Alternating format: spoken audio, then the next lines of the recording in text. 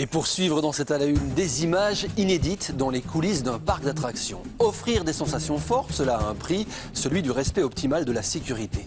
Derrière les décors, comment se gère l'impressionnante machinerie des attractions les plus folles.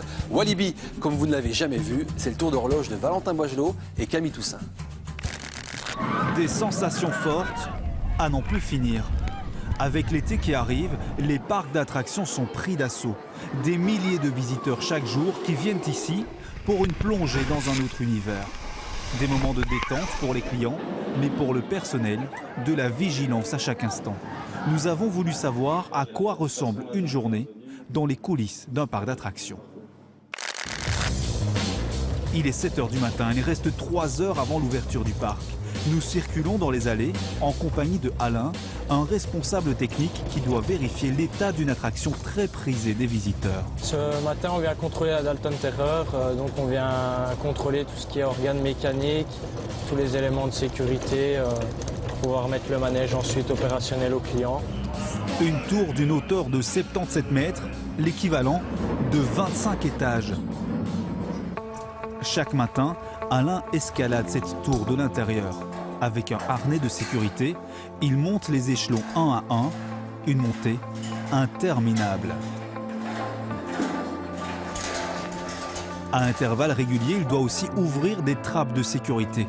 Sa technique pour arriver au sommet, continuer d'avancer en évitant de regarder vers le bas. Et à l'arrivée, une vue imprenable sur tout le parc. Première vérification, s'assurer que les avions ne puissent pas percuter la tour. On regarde si le balisage pour les avions est bien fixé, qu'il soit toujours bien en fonction. Donc, on constate que les lumières sont allumées. On regarde s'il n'y a pas de défaut dans les soudures ou un boulon cassé. Et pour un métier comme celui-ci, il ne faut surtout pas être sujet au vertige. Étape suivante pour Alain, un étage plus bas. Les boulons, les câbles, les moteurs, tout doit être passé en revue. On check les câbles de la nacelle qui portent justement la nacelle. On regarde s'il n'y a pas de fissures sur les câbles, si les gorges ne sont pas abîmées, si le câble n'est pas sorti de sa gorge. Autre attraction, la rivière sauvage qui étonnamment est à sec. C'est ainsi tous les jours, chaque matin, avant l'ouverture du parc, l'eau est évacuée pour permettre un contrôle en profondeur. Il n'y a pas d'eau, jusque quand on allume les pompes. Après, c'est directement entre 1 mètre et 60 cm, plus ou moins. On vide ça tous les soirs? Tous les soirs, oui. Tous les soirs, tout est vidé. C'est plus pratique pour contrôler. C'est sûr. Avec de l'eau, pour voir les fissures et tout ça, ça va être difficile. Et dès ce contrôle terminé, les pompes sont activées. Un remplissage en à peine quelques minutes, le parc va pouvoir ouvrir ses portes. Et vers 10 h du matin, une véritable cohue avec les enfants en première ligne. Ces derniers jours, le parc remporte un franc succès. Jusqu'à 20 000 personnes sont attendues chaque jour, une foule parfois très dense et des attractions qui tournent en boucle. Alors pour assurer une sécurité maximum, le parc a installé dans son quartier général une salle de contrôle. Les agents sont tous en position, il n'y a pas de... Ouais, ils ont été rebriefés. Des caméras par dizaines. Ça peut arriver, on a par exemple des fois, surtout les enfants perdus, mais également en cas de malaise, une personne qui ne se sent pas bien, qui s'accroupit, etc. Ça nous permet d'avoir une réactivité très rapide. On a des agents également qui sont sur le terrain, qui sont extrêmement présents. Retour sur la rivière sauvage. C'est l'attraction qui attire le plus de monde. 17 millions de personnes sont déjà passées par ici. Un public qui vient chercher un sentiment de danger, mais en toute sécurité. Et les contrôles se font à tous les niveaux. Nous entrons ici, dans le sous-sol, sous la structure qui permet de canaliser les nacelles, un système de roues qu'il faut régulièrement vérifier.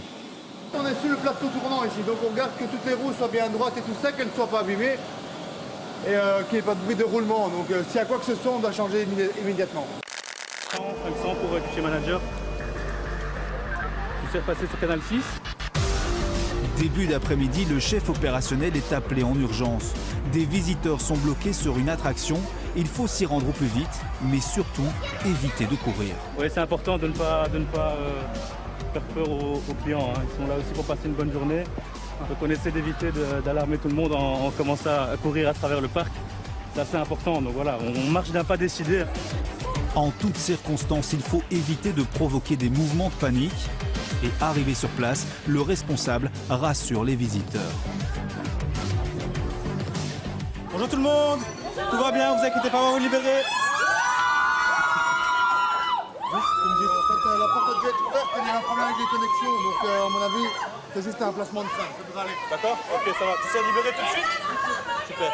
On va vous libérer tout de suite, donc patientez un peu. L'incident est mineur, le train en fin de course ne s'est pas arrêté exactement là où il devait se placer.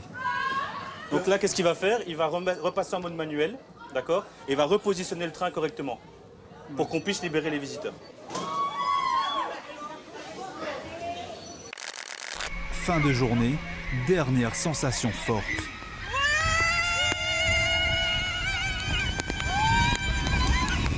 La tête dans tous les sens, propulsée à toute vitesse, mais en toute sécurité. En ce moment, 900 personnes travaillent sur le site et l'équipe technique est une des plus importantes.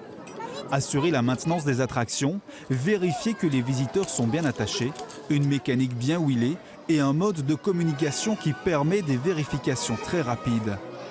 Tout cela pour cet étrange mélange de sensations à forte dose d'adrénaline, un stress délicieusement jubilatoire.